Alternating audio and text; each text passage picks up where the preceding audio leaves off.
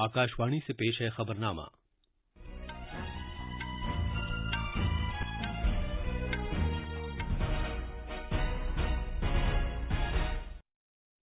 आदाब। खबरनामे के साथ मैं अर्जुमंद अली खान। पहले इस वक्त की अहम खबरें।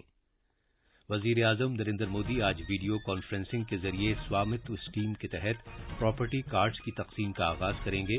उन्होंने कहा कि स्कीम देही भारत में एक बड़ी मुस्बत तब्दीली लाएगी। वजारत दाखिला ने रियासतों से कहा है कि वो आबरूरेजी के मामलात की जांच 2 माह में मुकम्मल करें। मरकज ने हाथरस वाकये की सीबीआई से तहकीकात के लिए नोटिफिकेशन जारी किया है।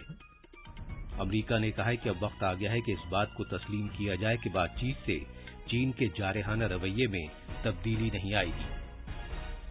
शतरंज में निहाल सरीन ने chess.com 2020 की जूनियर स्पीड ऑनलाइन चैंपियनशिप जीत ली है और फ्रेंच ओपन टेनिस में आज मर्दों के सिंगल्स के फाइनल में राफेल नडाल का मुकाबला नोवाक जोकोविच से होगा।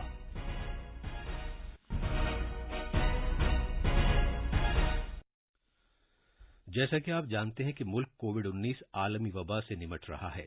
हम बुलेटिन का आगाज अपनी हिफाजत और महफूज रहने के लिए एहतियात बरतने की सलाह के साथ कर रहे हैं, जिसके 3 आसान तरीके हैं। चेहरे पर मास्क लगाएं, जिस्मानी फासले के लिए 2 गज की दूरी बरकरार रखें और हाथ और चेहरा साफ रखने पर खास ध्यान दें। अब खबरें तफसील से। वजीर आजम नरेंद्र मोदी देही भारत में यकसर तब्दीली और लाखों लोगों को बाख्तियार बनाने की खातिर आज वीडियो कॉन्फ्रेंसिंग के जरिए स्वामित्व स्कीम के तहत प्रॉपर्टी कार्ड्स की तकसीम का आगाज करेंगे। वजीर आजम नरेंद्र मोदी ने कहा है कि स्वामित्व स्कीम देही भारत में एक बड़ी मुस्बत तब्दीली लाएगी। उन्होंने कहा कि स्कीम के तहत मुल्क के तकरीबन 6,62,000 गांवों में मरहलेवार लोगों को प्रॉपर्टी कार्ड दिए जाएंगे।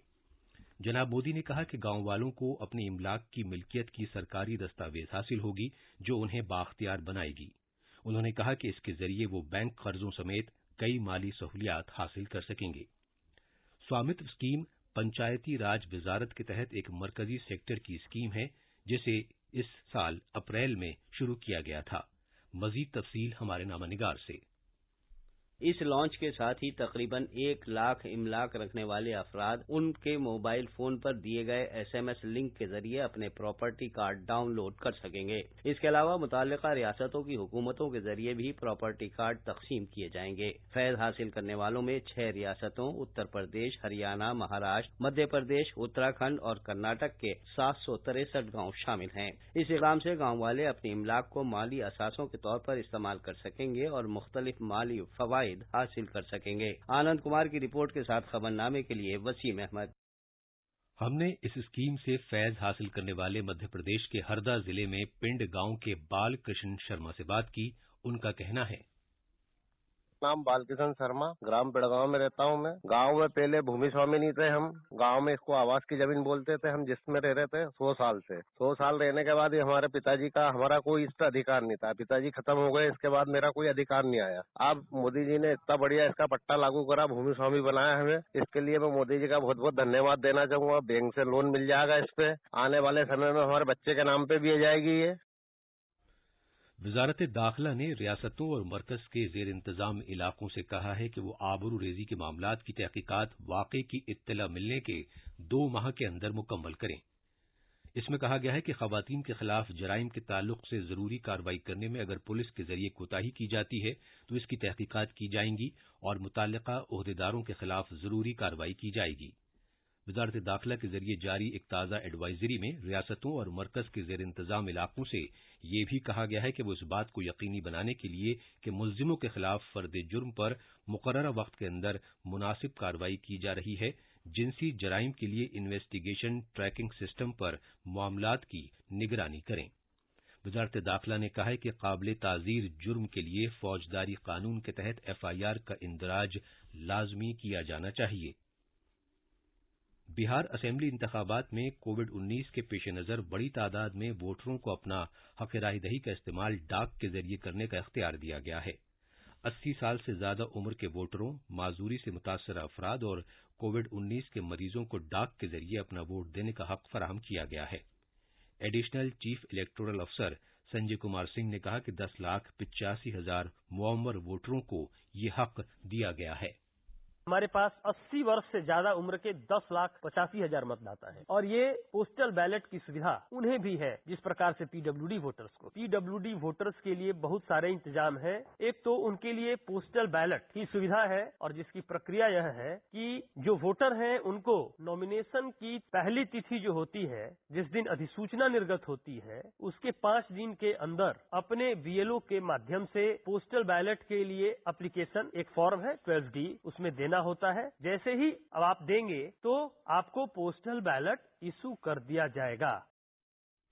बीजेपी की मरकजी इंतखाबी कमेटी की मीटिंग कल नई दिल्ली में मुनक्किद हुई, जिसमें बिहार असेंबली इंतखाबात के लिए पार्टी के उम्मीदवारों के नामों पर तबादला ख्याल किया गया।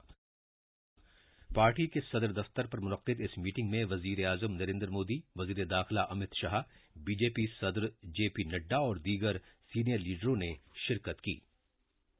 महाराष्ट्र में भारतीय जनता पार्टी खवातीन के खिलाफ ज्यादती के बढ़ते हुए वाकयात और मंदिरों को खोलने की इजाजत न देने के रियासती हुकूमत के फैसले के खिलाफ पीर और मंगल को रियासतगीर एहतजाज करेगी।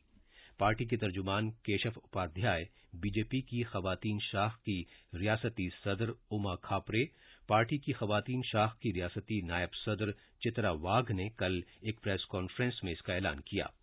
मोहतरमा खापरे ने कहा कि बीजेपी के रियासती सदर चंद्रकांत पाटिल समेत पार्टी के तमाम अहम ओहदेदार कल एहतजाज में शिरकत करेंगे।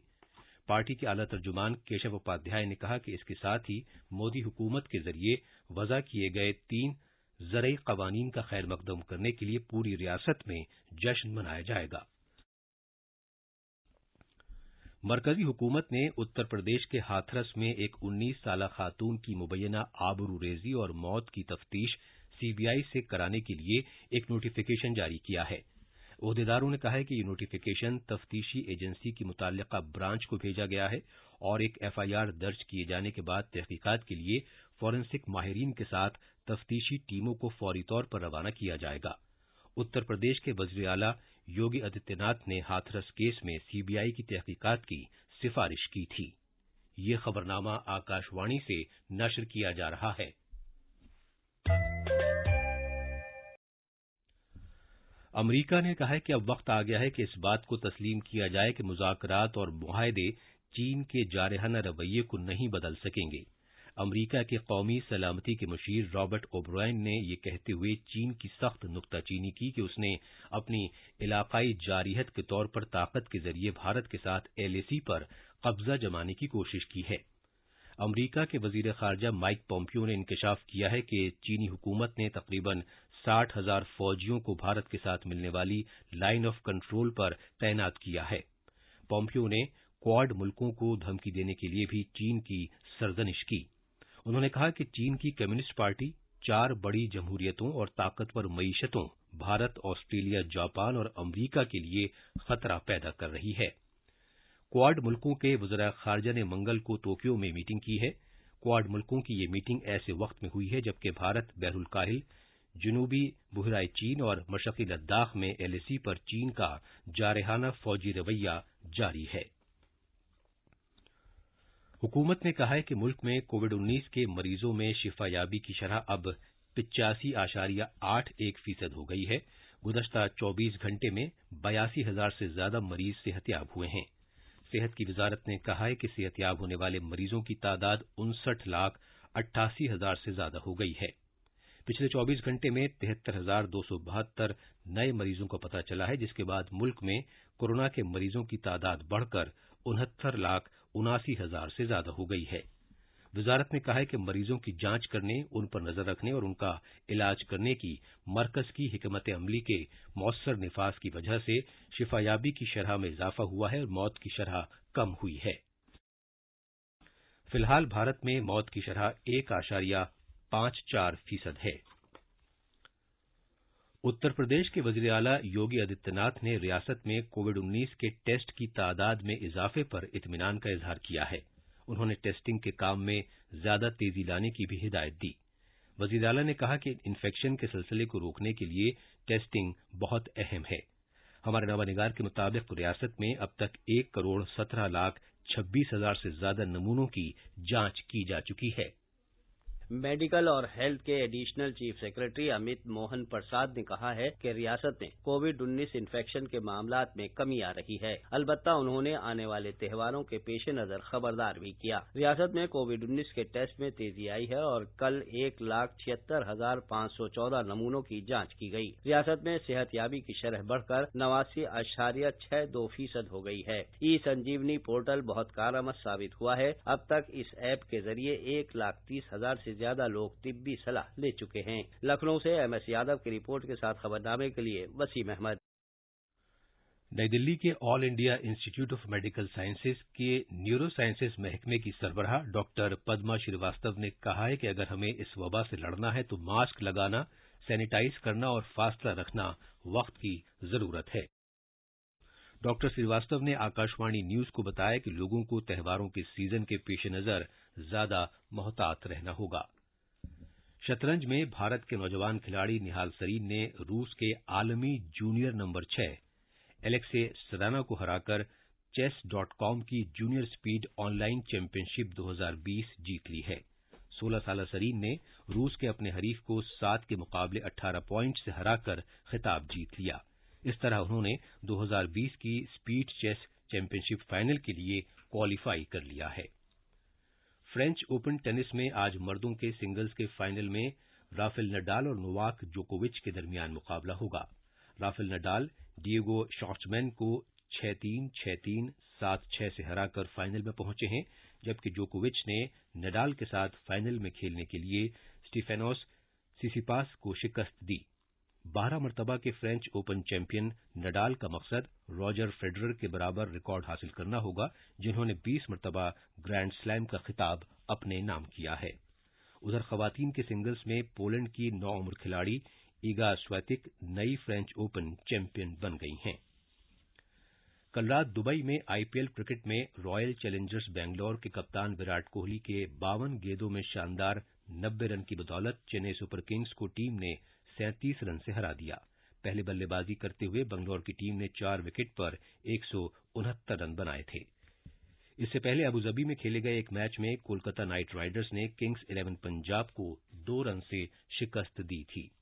आईपीएल में आज 2 मैच खेले जाएंगे। पहला मैच दुबई में दोपहर 3:30 बजे सनराइजर्स हैदराबाद और राजस्थान रॉयल्स के दरमियान होगा, जबकि दूसरा मैच अबुधाबी में शाम 7:30 बजे मुंबई इंडियंस और दिल्ली कैपिटल्स के दरमियान खेला जाएगा। और अब अखबारात के आईने के साथ हैं शबाना रहमान। शुक्रिया अर्जुमन। खवातीन के खिलाफ बढ़ते जराइम पर मरकजी हुकूमत की एडवाइजरी जारी, FIR दर्ज करना लाजमी, 2 महीने में जांच पूरी करने का हुक्म। इस खबर को आज दिल्ली से शाये होने वाले ज्यादातर उर्दू अखबारों ने अपनी शह सुर्खियों में जगह दी है। इसके अलावा अमरीका के वजीर खारजा माइक पॉम्पियो के इस दावे को भी बड़ी खबर बनाया है कि चीन ने शिमाली सरहद पर 60,000 फौजी तैनात किए। अखबार मशरिक ने अमरीका के कौमी सलामती के मुशीर के इस बयान को भी सुर्खी बनाया है कि चीन से अब बातचीत का कोई फायदा नहीं। बिहार असेंबली इंतखाबात से मुताल्लिक खबरें भी अखबारों में नुमायां हैं।